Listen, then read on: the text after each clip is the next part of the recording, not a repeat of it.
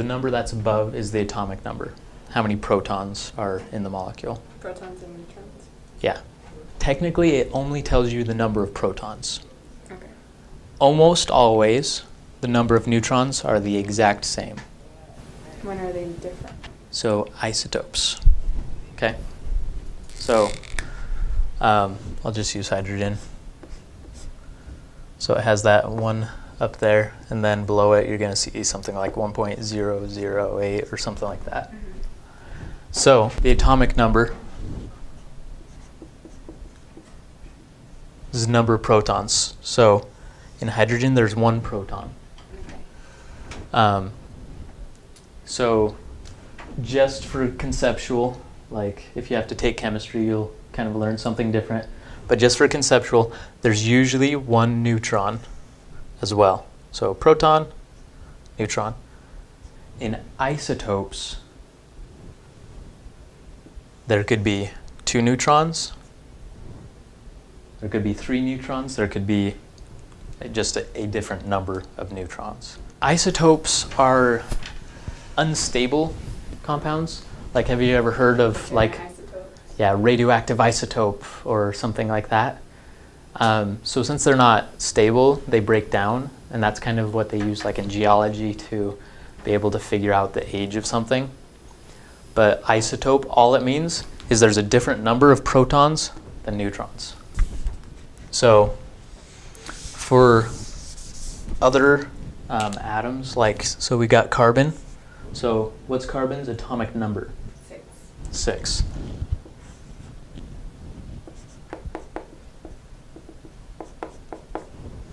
So if there's the same number of protons and neutrons, what's its atomic weight going to be? 12. Okay. What if someone said you have a carbon that's weight is 13? So that means that we have 6 protons, because if it's carbon, then it has to have 6 protons, no matter what. But if its atomic weight's different, then that means that there's a different number of neutrons. So that means that there's 7 neutrons in this case. So you could just do mass minus atomic number, and that's going to be how many neutrons that you have. Okay. So I want to figure out how much this weighs. Okay. So using the periodic table, oxygen's 8. Okay. Sodium is 11. Okay. Carbon is 6. 6. And hydrogen is 1. Hydrogen's 1. So hydrogen's a unique guy, because most hydrogens actually don't have a neutron. Okay. So when we do their molecular weight, he's a little bit different. Okay, so what would their molecular weights be if you had this information just for carbon? How much does a carbon molecule weigh? So its weight is 12, which means that it has 6 protons and 6 neutrons. So hydrogen was the one that I told you was different, so only has protons. So its molecular weight is 1, right? How about oxygen?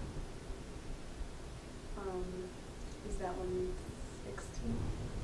Yeah. And sodium? 22. Perfect. Good job. That's all it is, and so the difference, Okay. or is it going to get more complex? So there's just one other step that you got to do here. Okay. So I'm just going to erase these top numbers so it's less confusing. So these are their weights. How many carbon molecules do you have? You have 1. So 12 times 1? 12.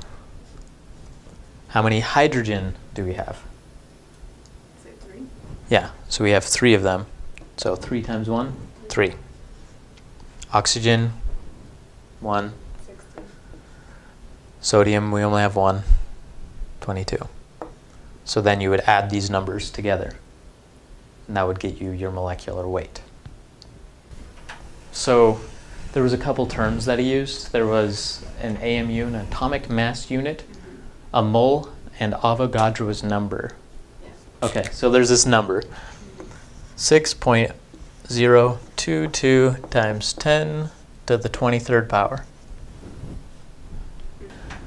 So this number is called Avogadro's number. Okay? I have no idea if I spelled his name right, but that's all right. I don't think he's alive to get mad at me. Okay? So Avogadro's number is also known as 1 mole. So I'll explain the relevance of this number in 1 second. I'm going to go over to an AMU, atomic mass unit. Okay. So the atomic mass unit is equal, is what they did is they took 1 atom of hydrogen and said this is going to be our standard. Okay? So 1 AMU equals 1 molecule of hydrogen. So the reason where this number comes in is with hydrogen. So they took as many hydrogen atoms as they needed to make 1 gram. And so 6.022 times 10 to the 23rd molecules of hydrogen equals 1 gram. And that makes it so that if we have a mole of sodium, that means we're going to have 22 grams of sodium. If I took oxygen and I said we have 2 grams of oxygen, I guess 2 moles of oxygen, how many grams would we have?